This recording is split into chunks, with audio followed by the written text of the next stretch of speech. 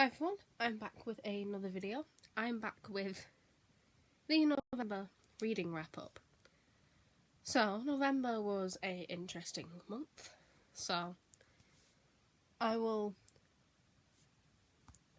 go through these books. So, November, I read 15 books, not as much as last month, but I have been to Comic-Con.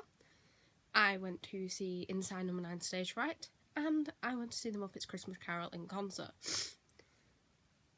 And I also came back from London on the 1st of this month, so we've had a busy month. So, yeah, I'm just going to get started. So these ones I don't technically have reviews for, but I'm just going to show you them. So these are the Doctor Who fairy tales. You've seen these in the last 2 wrap-ups. We have 4 more of these left. So, I read Cinderella and the Magic Box and gave this one 5 stars. The Emperor Dalek New Clothes. I gave that one 5 stars. The 3 Little Sontarans, which is a retelling of 3 Little Pigs, if anyone couldn't tell. I gave this one 5 stars, and then Frozen Beauty I gave 4 stars. So that's another 4 of them read.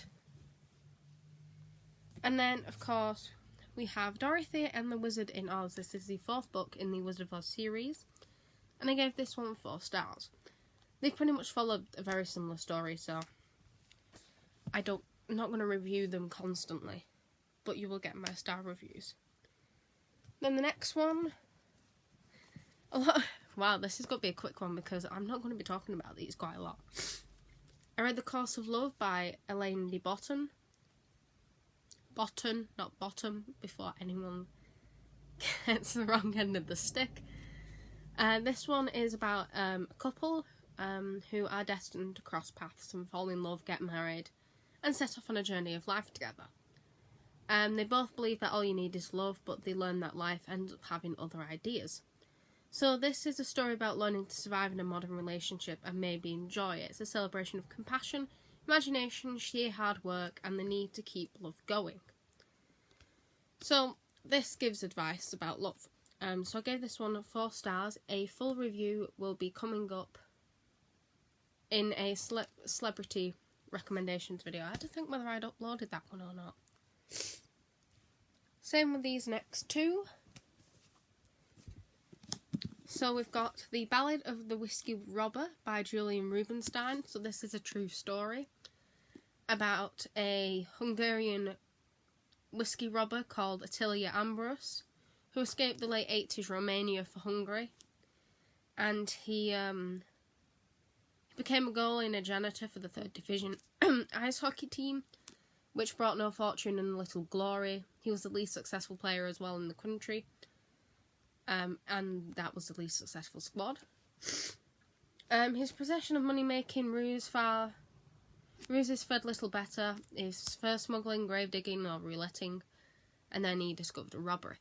I give this one 2 stars. A review in the celebrity book review recommendations thing. And then Still Life with Woodpecker by Tom Robbins.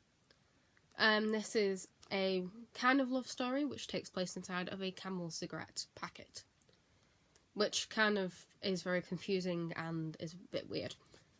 I give this one 2 stars as well, so the review will be in that one. So I'm going to put them here. Then we get onto the proper ones now. So, I then read The Institute by Stephen King, or rather I DNF'd The Institute by Stephen King. So this is about a kid called Luke Ellis, who's a super smart 12-year-old with exceptional gifts. He's the latest in a long line of kids that were abducted and taken to a secret government facility that's hidden in a deep forest in Maine. Sound familiar? You will find out in a minute.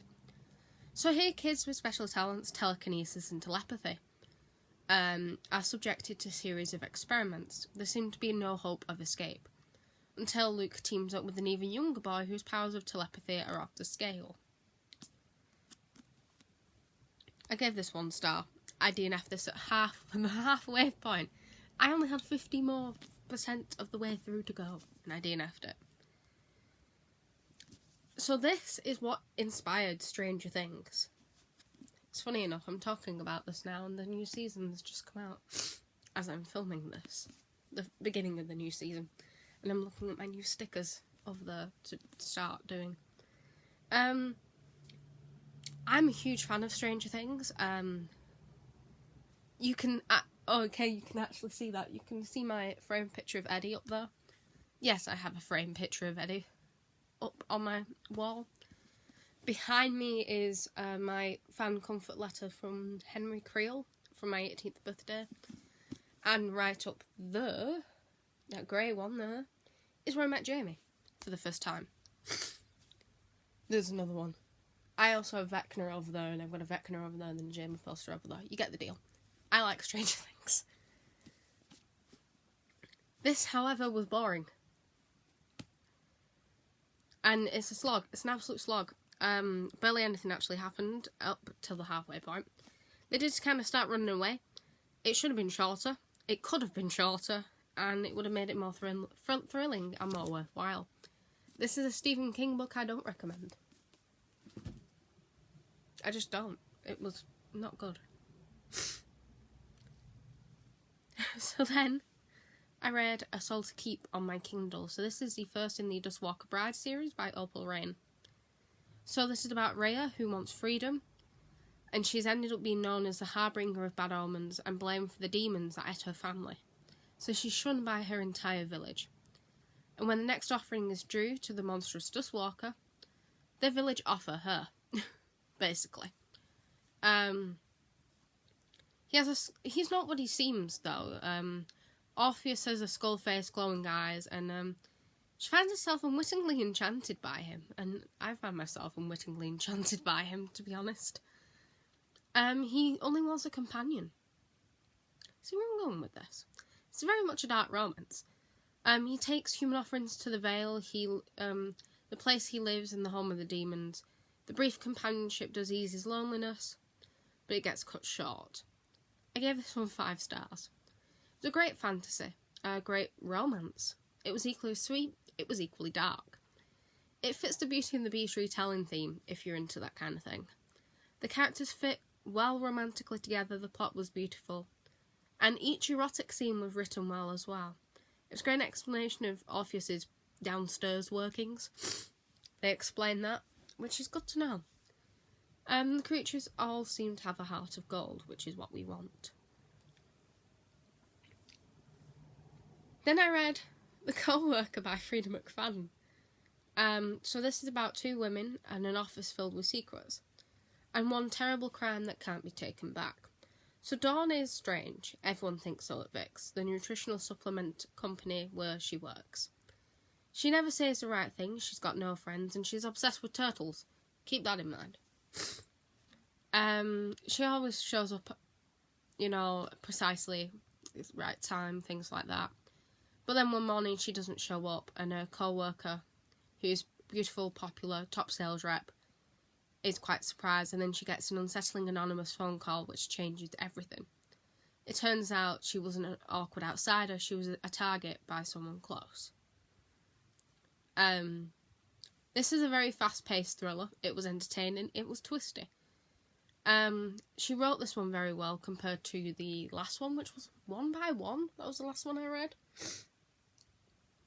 This one kept me guessing until the very end. I actually read this one in one sitting in one night. Yeah, I'm a bit bonkers. The only thing that what kind of annoyed me, which is why it's a 4-star and not a 5-star, is a continuous mention of turtles. That was just excessive. It got a bit annoying. But it was a good one. Then Overgrowth by Myra Grant. This is a sci-fi. So this is about a girl called Anastasia Miller. She's been telling everyone who would listen that she's an alien disguised as a human being and that the Armada left her on Earth and is going to come back for her. No one's ever believed her, but now there was an alien signal from the stars that's being broadcasted around the world, and humanity's finally starting to realise it's already been warned, and that it may be too late. So, this is, by the way, the Starbright edition. I'm sure I unboxed this on my channel at some point. God knows which month this was for. It doesn't come with a card. This was a 4-star. Despite what a lot of people have said about this book, I actually thoroughly enjoyed it. It was layered. A very layered story. As is the cover, layered with plants. Sorry, that was a pun. Its premise is an extremely simple one. Girl replaced by an alien invasion. It has immersive world building. Mara Grant doesn't actually shy away from using body horror. I mean, I don't know whether you can tell by the cover. There's a lot of body horror in this, especially to describe the humanoid alien race. They're both creepy and kind of beautiful as well. It's a great invasion story, and it does make you think about who you surround yourself with, and kind of what you tell people as well. So, if you want a story that kind of makes you think, Overgrowth, I do recommend it. And everything. All the books are just sliding around today. If you want another... I've missed one off. There we go. Part of Your World by Liz Braswell. This is part of the Disney Twisted Tales. God, you can't even see the title. They could have done with a better colour foiling. This is the Little Mermaid one. So this is set 5 years after The Little Mermaid, but it's twisted because Ariel doesn't have her voice, and she's the queen, while King Triton, his life is in the process, and the Sea Witch is still as Vanessa, and married to Eric, and is ruling the land. You get the gist. So I gave this one 4 stars. It did keep to the true Disney tradition, but twisted the slight ending of the working of the first movie. Eric's character development actually in this is a lot better than it was in the movie. I prefer him in this to the movie version of him. I'm not talking about the live action. I'm talking about the cartoon. I refuse to watch that live action. A lot of it, he appeals to me more. I enjoy seeing him more in the Under the Sea Kingdom as well. Sebastian and Flounder were very good. The politics of ruling are in this, and her sisters are in this more as well. So if you want more of that kind of stuff, you want to read this.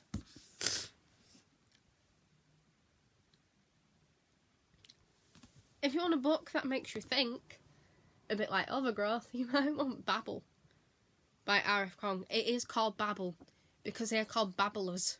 That's the nickname of the Translation Institute, so it is called Babel.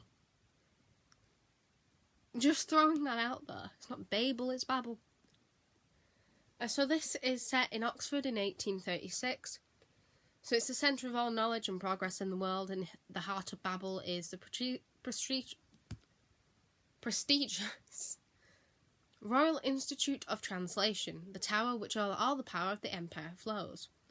Orphaned in Canton and brought to England by a mysterious guardian, Robin Swift thought Babel a paradise, until it became a prison. This was amazing. This is a 4-star. There's a reason why it's a 4-star, but this was a high 4-star. It was a journey. I will say that. It does have a very slow start, but it was definitely worth it for the last 30-40% of this novel. I loved it. R.F. Kuang is just brilliant. The relationship between each of the characters does grow, and it actually develops quite fluidly. You wouldn't expect it. The magic system involving the silver bars that they talk about is slow to develop, though. I would like to have had more, because you can see the creases. I break spines of books. That's what I do. But it's an intriguing magic system, but it's a slow magic system. A historical aspect was interesting to show the British Empire in a light that a lot of British people don't get to see it in. So when schools talk about the British Empire, they usually say, "Oh, it's brilliant." Yeah, no, it's not. It sucked. We lost half of it anyway, but we lost all of it, not half of it. But it sucked anyway. It was very critical of that. The footnotes were kind of annoying as well. But other than that, I enjoyed it. Last book. This is still taking as long as the other ones. God, imagine if I read 30 books. Jeez. Let's hope we never get to that.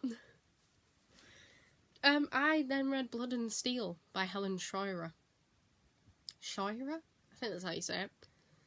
So this is about Thea, who has been told that she's going to die in 3 years. So she wants to become a warrior legend. But women are forbidden to wield a blade. So she's trained in secret. I've got an itch. Hang on. And she ends up finding the sparring and hazing of new trainees border on deadly, but even more dangerous is her growing attraction to Wilder Hawthorne, her unwilling warrior chaperone. So, it's about evil and that. It's a romantasy, I think. I don't know, I've put it in fantasy, but... So it's a good start. Pacing did feel off. But it's the characters what make this one, I think. I did prefer Wilder over Thea, though. She just fell flat. Whereas Wilder had definitely more of a fleshed out backstory. Thea was just... Her personality was just really off-putting. She felt a bit... I don't know how to put it. You know the mean girls you find at school? But not one of the mean ones, the lower down ones. Yeah, she felt like one of them a little bit. But Wilder, he was, yeah. I'd like to see more for him. Like, individually. Because as partners, they were good.